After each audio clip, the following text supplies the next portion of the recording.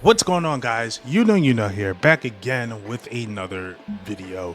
And today I am doing the review of Demon Slayer Infinity Castle. Yes, I saw the movie last night. And yeah, I'm just gonna do my review for it. I'm gonna start out doing like spoiler free, just talking about the movie, how I enjoyed it. Then I'll get into stuff in the movie, and then I'll probably get into stuff in the manga. So I'll let you guys know when I get into spoiler territory and things like that, because there's a lot to talk about in this movie for me. I had a great time. I had a great time seeing it. But yeah. But if you guys want to see more Demon Slayer content, I got an anime season roadmap of Demon Slayer coming out Sunday. It should be Sunday, as far as I know. So be sure to check that out. I have more Demon Slayer content, such as my favorite fights, my favorite arcs, and some discussion videos talking about some of the characters in there. So I'm excited to get those in. But let's do the movie review. Phenomenal. Absolutely phenomenal. This movie really makes me appreciate the medium of manga.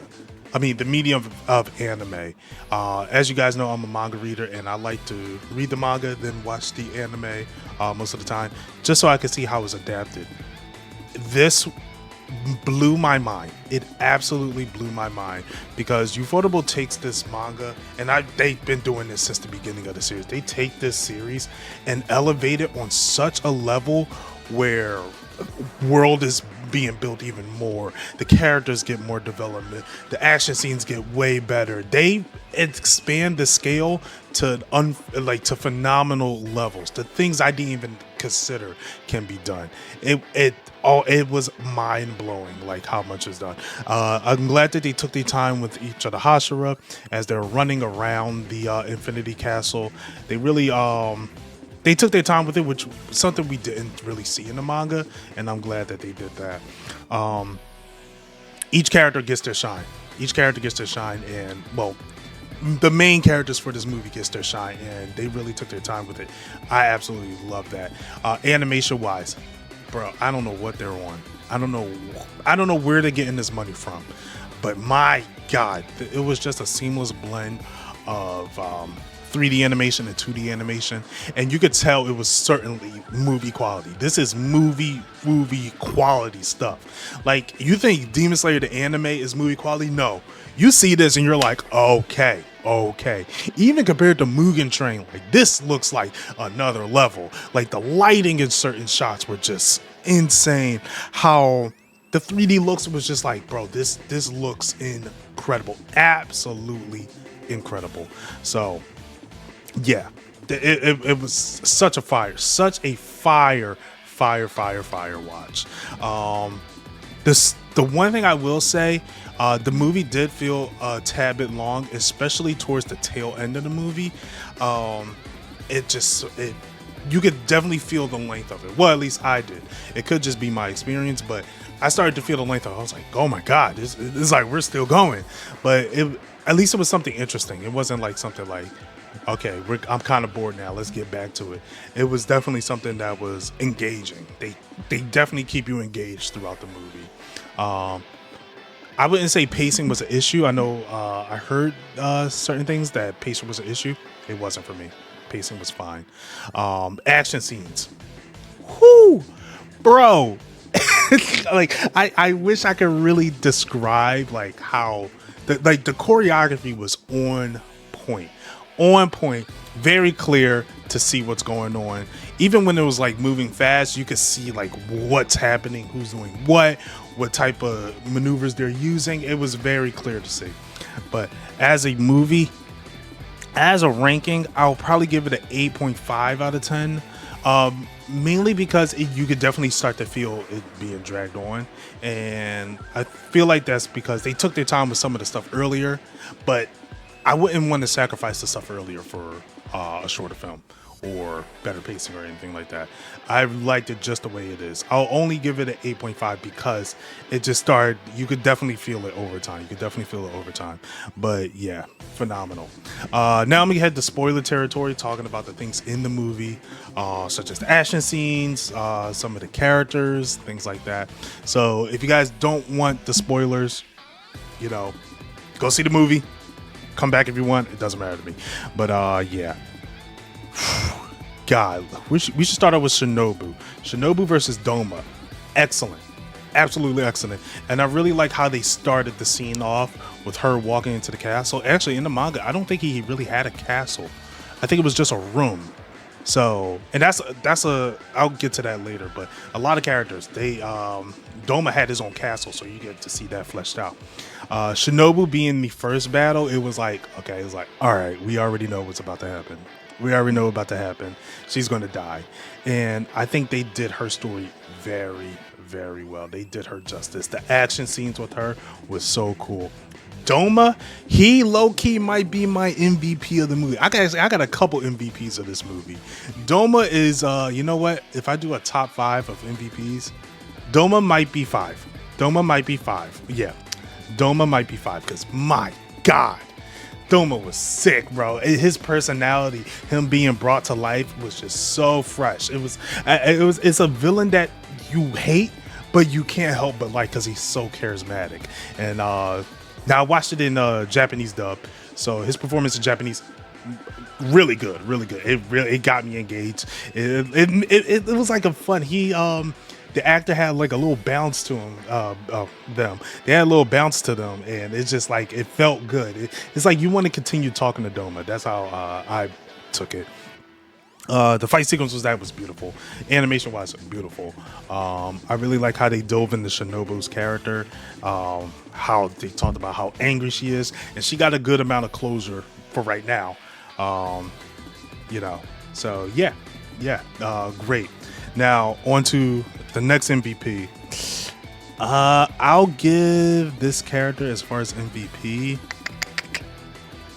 You know what? I'm gonna give them number 3. I'll give them number 3. So we'll have 4, 2, and 1 later. But Zenitsu's number 3. Now, I watched it with my girlfriend, and she's a big Zenitsu fan. She's huge. She loves Zenitsu. That's her favorite character. And ever since she saw the trailer, ever since the last episode of the Hashira training arc, she was just looking at it. She was like, yo, he knows something. I don't know what he knows, but he knows something. And I try to make sure she didn't watch too many trailers so that she won't get like an inkling of what it is. That way she could go in fresh.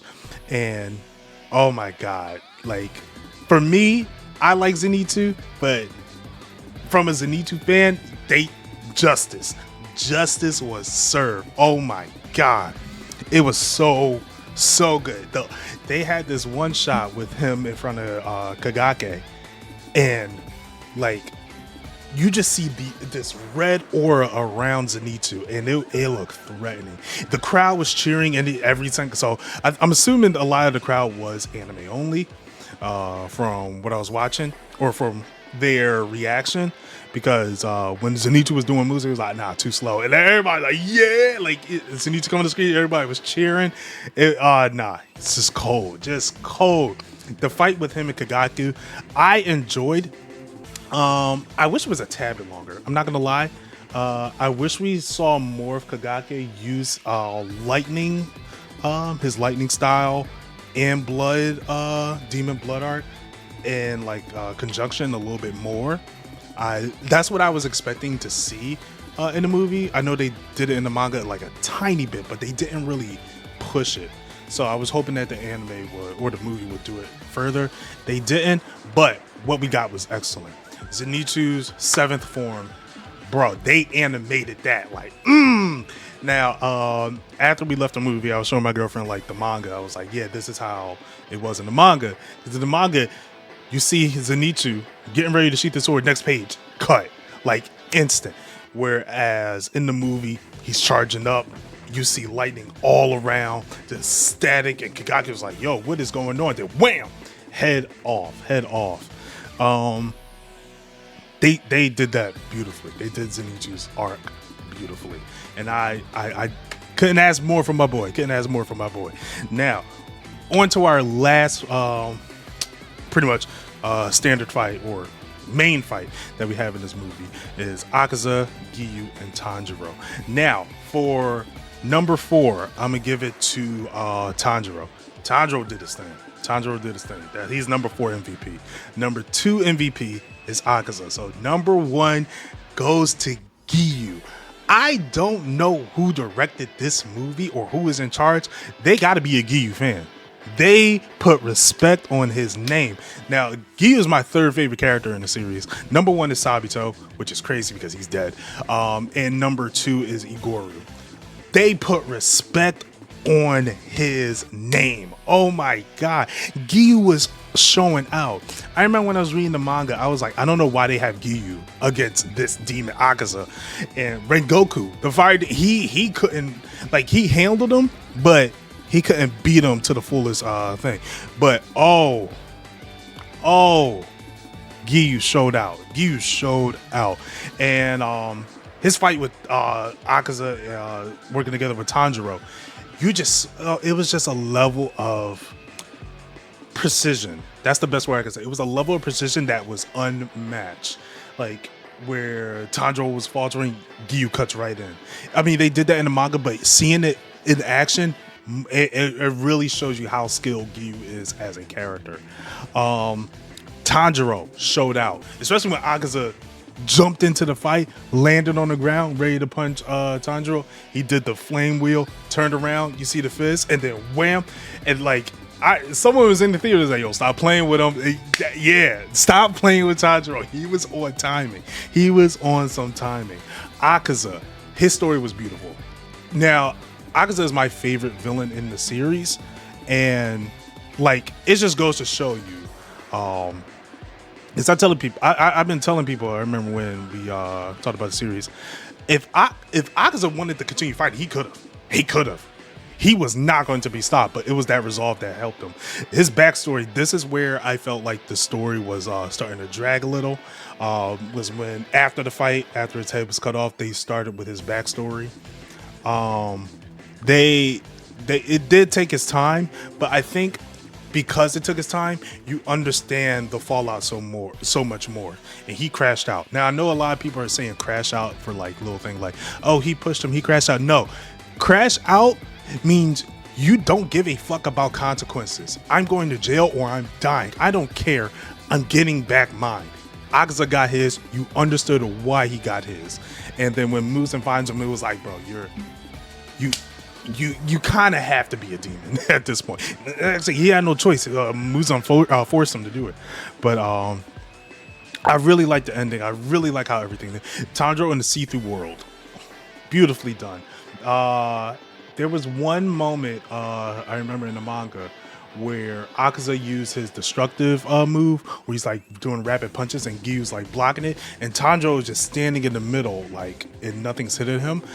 The way I interpret that, Tanjiro was just standing, like, and it just completely missed him. Whereas in the movie, he was like in an Ultra Instinct type of mode where he was just like, okay, everything is moving slow. I see it now. I like that portrayal a little bit better. Honestly, I could take either or. I could honestly take either or, to be honest. But fight was great. Ending of that fight was great. When did the movie end? The movie ended with still things going on. We see Muzan is still preparing, getting stronger. I need this next movie to come out stat. Like, I need this next movie to come out fast, bro. Because what I'm ready to experience next going on, if this is just a taste, bro, you know what's going to happen next is going to be crazy. Now, I'm going to head into manga spoilers. If you are an anime only, do not continue watching. Do not continue watching. Do not continue watching. I am doing manga spoilers. Manga spoilers. I'm gonna give it one more time. I am doing manga spoilers. Now, fights I'm excited about. Inosuke jumping into the Doma fight. I am looking forward to that. Really looking forward to that, because we really didn't. Almost forgot Inosuke was a character, because we didn't see him at all in this movie. We saw Zenitsu and Tanjiro, but we didn't see Inosuke at all. I actually thought that it was going to be like an end credit scene where we see Inosuke jump in, but it looks like they're saving that for the next movie, which I think they're going to expand a lot further. Now, when we're talking about expansion and is adding things a lot further, we are 100% getting a long fight with Kokushibo. We are 100% getting a long fight with him. With Sanemi, Gyome, Genya and Mitsuri. We're getting a long fight with them. We have to. There's no way we're not, especially if this movie is going to be equivalent in length to this one, that they're going to expand it. And honestly, there's no other way. There's nothing better for them to do that. So I'm excited to see it. I'm very excited to see what the next two movies have to offer. But man, I give it an 8.5. I enjoyed the hell out of this movie. I enjoyed the hell out of it. I do want to see it again. It was like an adrenaline rush when I left the theater. I was like, yo, this was sick. This was so sick. And it was the first time in a long while where I was excited to walk into a theater. I would say since Spider-Verse, it was the first time in a long while where I was excited to walk into a theater to experience something. But yeah, anyway, that's my review of it. Let me know down below what you guys think of the movie, if you've seen it already, things of that nature. If you've seen it more than once, let me know what you think. But thank you guys for watching, and until next time, you know where to find you now.